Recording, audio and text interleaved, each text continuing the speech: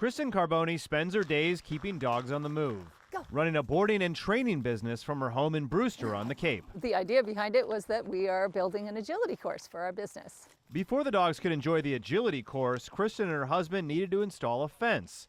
So they called DigSafe, the service that notifies all utility companies to mark their lines before a project begins. I, thought we were good to go. You got the all clear. We got the all clear from 4 different companies.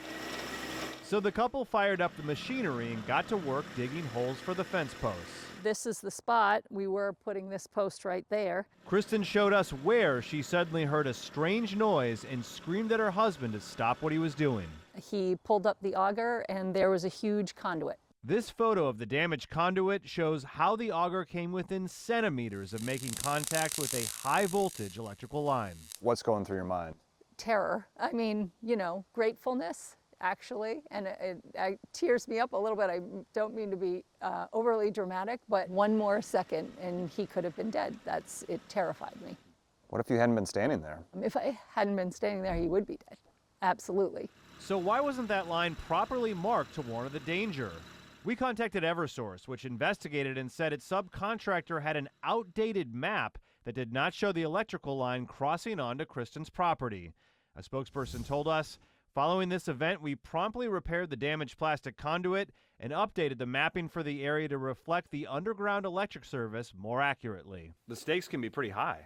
It can. It's very dangerous to hit a live gas line or an electrical line. Jennifer Cabrera manages the Pipeline Safety Division for the Department of Public Utilities, which oversees the DigSafe laws. Eversource received a violation for the scary incident on Kristen's property, one of nearly 350 given to utility companies in the past year, according to agency records. In the wake of the Merrimack Valley gas explosions, Cabrera told me the state strengthened DigSafe laws and now requires anyone who knows of damage to file a report, whether you're a utility worker, contractor, or homeowner.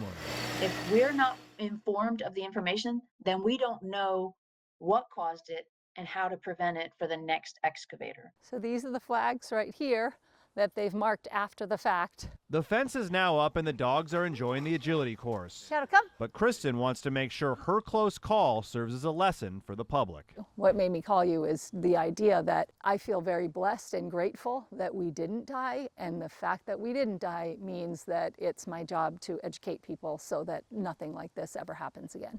One thing that's really important to emphasize is that utilities are not responsible for marking private lines in your property. So for instance, if you have an electrical line running to a backyard shed or a gas line feeding a grill or pool heater, you would need to hire your own contractor to mark those lines. Ryan Kath, NBC 10 Investigators.